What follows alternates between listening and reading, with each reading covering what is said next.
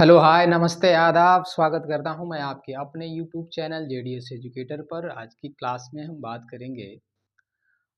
कल की क्लास में हमने क्या पढ़ा था। कल की क्लास में हमने क्लास 6 की एनसीईआरटी को स्टार्ट किया था। उसका जो पहला चैप्टर है कब कहाँ और कैसे, ठीक है।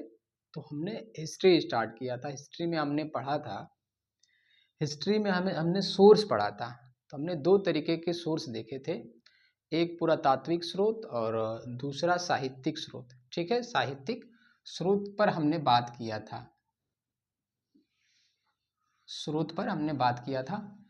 तो पुरातात्विक स्रोत में हमने क्या देखा था, हमने इसके एग्जाम्पल में अभिलेख देखा था, उसके बाद से प्रशस्ति, क्वाइंस।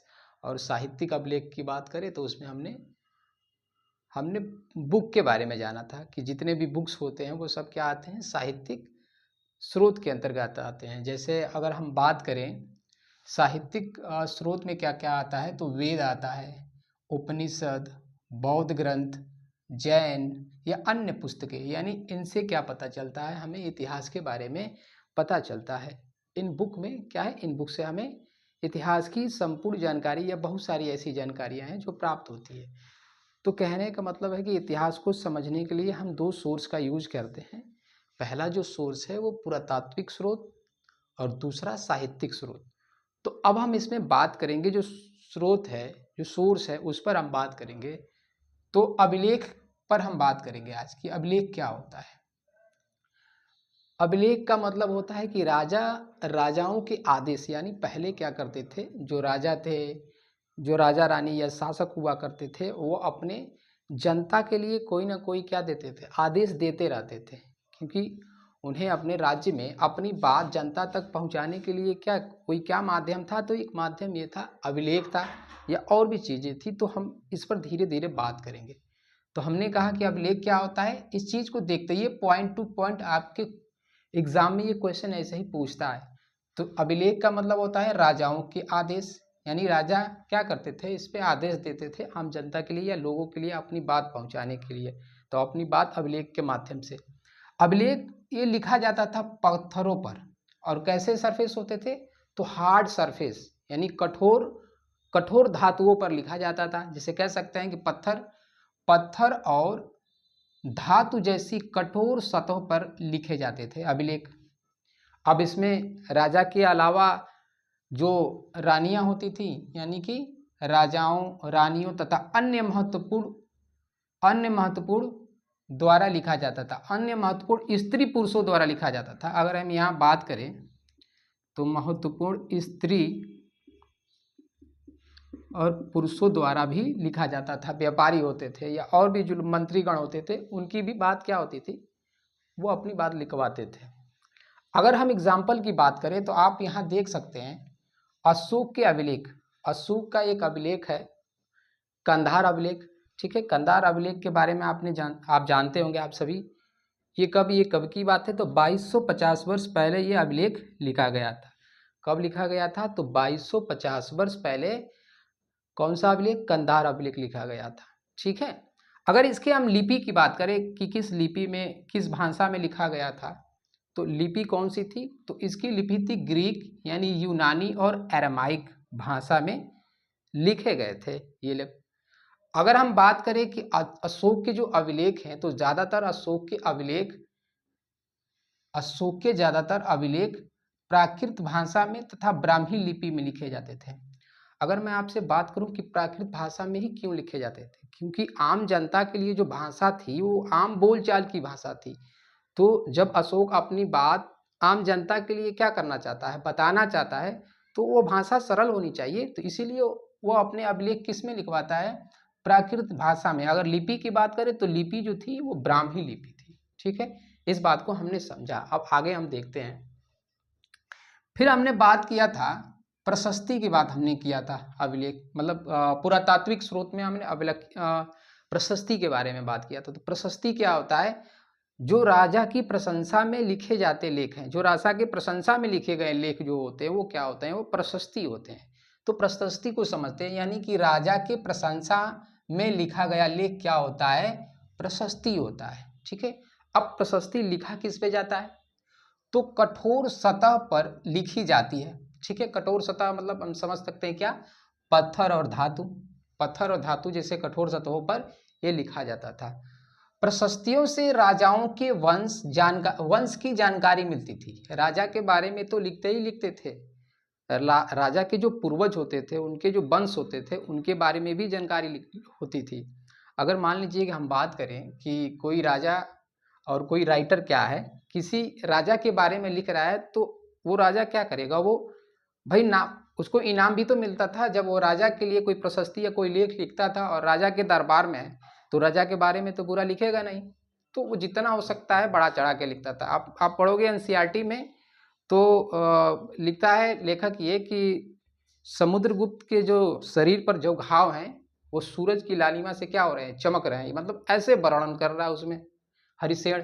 ठीक है, तो हम बात करते हैं अब एग्जाम्पल की अगर बात करें, अगर एग्जाम्पल की बात करें प्रशस्ति में, तो आपने पढ़ा होगा प्रयाग प्रशस्ति, इसके बारे में आप जानते होंगे प्रयाग प्रशस्ति।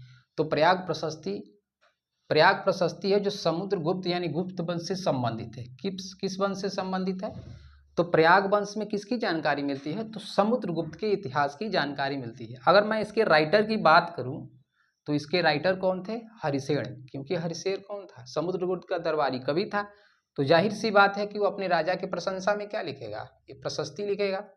ठीक है, समुद्रगुप्त के विजय के अभियान की जानकारी मिलती है, यानी कि प्रयाग प्रशस्ति में समुद्रगुप्त के विजय की अभियान, उसने जो विजय हासिल किया, जो अभियान उसने किया, उसकी जानकारी कहाँ से मिलती है हमें, तो प्रयाग प्रशस्ति से मिलती है। ठीक है, अब हम बात करेंगे मैन्युस्क्रिप्ट पर बात करेंगे। मैन्युस्क्रिप्ट क्या होता है, तो मैन्युस्क्रिप्ट का हिंदी होता है पांडुलिपिया। ठीक है, अगर हम समझे तो मैनु का मतलब होता है हैंड रिटेन यानी हाथ से लिखा गया, और प्लस स्क्रिप्ट का मतलब होता है लिखावट, यानी कि मैन्युस्क्रिप्ट क्या होता था, हाथ से लिखे जाते थे। किससे लिखे जाते थे, तो हाथ से लिखा जाता था। ठीक है, हाथ से लिखा जाता था। अब किस पे लिखा जाता था ये भी तो समझेंगे, तो किस पे लिखा जाता था, तो पेड़ के पत्तों पर या वृक्ष के छाल पर लिखी जाती थी। ठीक है, अब पेड़ के पत्ते, तो जैसे पेड़ के पत्तों में अगर हम बात करें तो एक भोजपत्र होता है, उस पर भी लिखा जाता था, ताड़ के पत्रों पर भी लिखे जाते थे। ठीक है, भुर्ज नामक वृक्ष की छाल पर लिखे जाते थे, जो कि हिमालय क्षेत्र में भुर्ज नामक छाल मिलता था, उसकी छाल पर भी क्या होते थे, मैन्युस्क्रिप्ट लिखे जाते थे।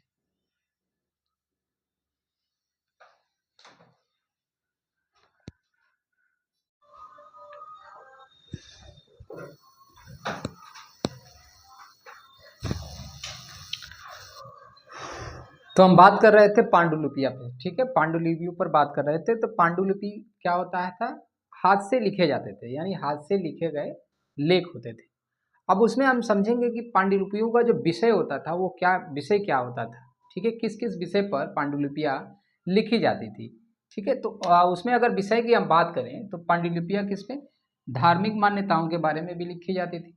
ठीक है, राजाओं के जीवन के बारे में भी लिखे जाते थे। इस पर बात करें विज्ञान और औषधि दवाइयों के बारे में भी, विज्ञान के बारे में भी जानकारियाँ हमें मिलती है पांडुलिपियों से।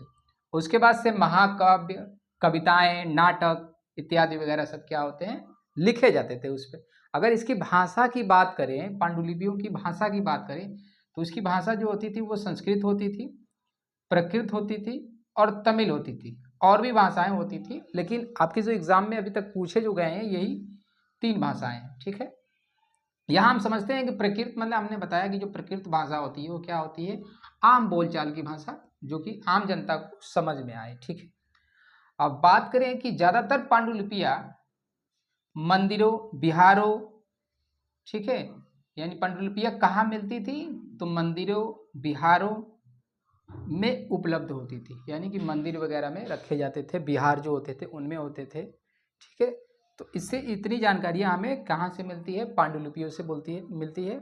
और इससे क्वेश्चन क्या होते हैं हर एग्जाम में, मतलब सीटेट के हर बार के पेपर में इससे क्वेश्चन पूछे जाते हैं। अगर हम वहीं क्वाइंस की बात करें, ठीक है, जो हमारा पुरातात्विक स्रोत में हमने क्या देखा था, क्वाइंस को भी हमने पढ़ना है ना, तो कॉइन्स की अगर बात करें, सिक्कों की बात करें, सिक्के से कैसे हमें इतिहास के बारे में जानकारी प्राप्त होती है। तो सिक्के क्यों राजा, सिक्का जो होता था वो क्या बताता था, वो राजा के आर्थिक स्थिति को बताता था, ठीक है, उसके इकोनॉमिकल जानकारी देता था। यानी कि राजाओं द्वारा या महत्वपूर्ण व्यक्तियों या संस्थाओं द्वारा जारी किया जाता था। अगर जारी की बात करें कि ये जारी कौन करता था, तो राजा के द्वारा जारी किया जाता था। उस समय के जो इम्पोर्टेंट संस्थाएं थी वो जारी करती थी, ठीक। और ये क्या बताता था, तो राजा के आर्थिक जानकारी मिलती है हमें, राजा की क्या मिलती है, आर्थिक जानकारी मिलती है। उस समय राजा का क्या वैभव है ये सिक्कों पर भी करवाते हैं। आपने समुद्रगुप्त के बारे में पढ़ा होगा, समुद्रगुप्त ने बीड़ा बजाते हुए सिक्कों पर अपने आप को प्रदर्शित किया। तो वो बता रहा है, अपने वैभव को बता रहा है, यानी कि कह सकते हैं कि समुद्रगुप्त ने अपने सिक्कों पर स्वयं को बीड़ा बजाते हुए दिखाया गया, ठीक है। इतनी बात हमने समझी।